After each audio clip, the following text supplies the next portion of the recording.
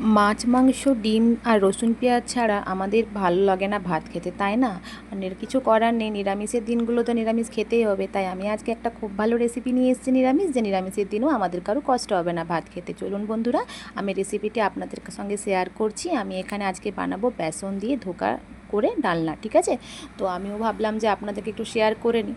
তো আমি এখানে বেসন নিয়েছি এবং আদা গ্রেট করেছি, কাঁচা লঙ্কা নিয়েছি, টমেটোটাকে একদম পেস্ট করে নিয়েছি। আদার সাথে আমি আর কিছু দিইনি, এখন ওগুলো সাইডে রাখলাম। এরপর আমি বেসনটার মধ্যে হলুদ, জিরে ধনে গুঁড়ো একটু, সব এই ছোটো চামচের 1 চামচ করে নিয়ে একটু মতন হালকা নুন, এর সঙ্গে দেবো কস্তুরি মেথি, তারপরে আমি দেব চিনি এবং এর সঙ্গে একটু হিং দেবো। নিরামিষের দিনগুলোতে হিং দিয়ে কোনো কিছু বানালেও টেস্টটাই খুব ভালো হয়। তো এগুলো সব আমি নিয়ে পরে একটু একটু জল দিয়ে খুব ভালোভাবে ব্যাটারটাকে রেডি করব এবং খুব ভালোভাবে জল দিয়ে এটাকে গুলতে হবে, কারণ এটা যদি ভালোভাবে না গুলি বেসনের টা দোলা পাকিয়ে যাবে। তার জন্য এটা ভালোভাবে আমি খুব সুন্দর করে এটাকে একদম পেস্ট বানিয়ে নেব। আর আপনারা অবশ্যই রেসিপিটা ট্রাই করবেন বাড়িতে, ভালো লাগবে খেতে। আর আমার চ্যানেলের সমস্ত রেসিপিগুলো আপনাদের কেমন লাগছে অবশ্যই জানাতে কিন্তু ভুলবেন না।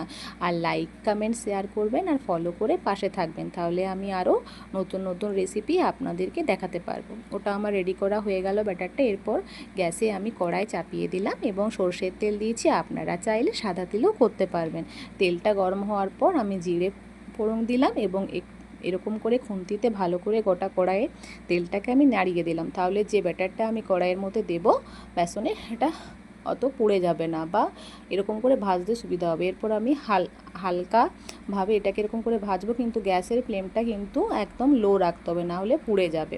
এরকম করে ভাজতে ভাজতে যতক্ষণ না এইটা কড়াই থেকে ছেড়ে যাবে ততক্ষণ পর্যন্ত হালকাভাবে ভাজতে হবে। এরকম হয়ে যাবে যখন শুকনো শুকনো হয়ে আসবে ব্যাটারটা, তখন আমরা একটা পাত্রের মধ্যে ঠান্ডা হওয়ার জন্য রেখে দেবো। আমি এখানে একটা থালার মধ্যে সর্ষের তেল ব্রাশ করে নিলাম এবং ওই উপকরণটা আমি এখানে ঢেলে দিলাম। এটা কিন্তু সঙ্গে সঙ্গে করতে হবে, আমার একটু লেট হয়ে গেছিলো তাই একটু শেপটা দিতে অসুবিধা হচ্ছিলো। আপনারা কিন্তু সঙ্গে সঙ্গে নামিয়ে ঠান্ডা হতে দেবেন। ওটা ঠান্ডা হওয়ার জন্য দিয়েছি। এরপর আমি কড়াই চাপিয়ে দিয়েছি, কড়াই 5 ফোড়ন দিয়ে দিয়েছি, টমেটো পেস্ট দিয়ে দিয়েছি, একটু নাড়লাম।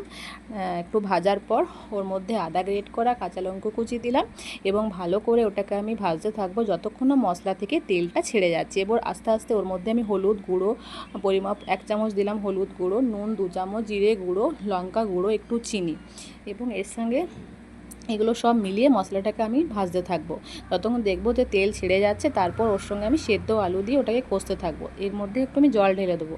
আপনারা চাইলে আলুটাকে ফার্স্টে ভেজেও করতে পারেন, আমি এখানে সেদ্ধ করে করেছি। তো আমার মশলাটা ভাজা হয়ে যাওয়ার পর আমি এখানে আলুগুলো হাতে করে করে এরকম করে দিয়ে দেবো, এখানে কষবো।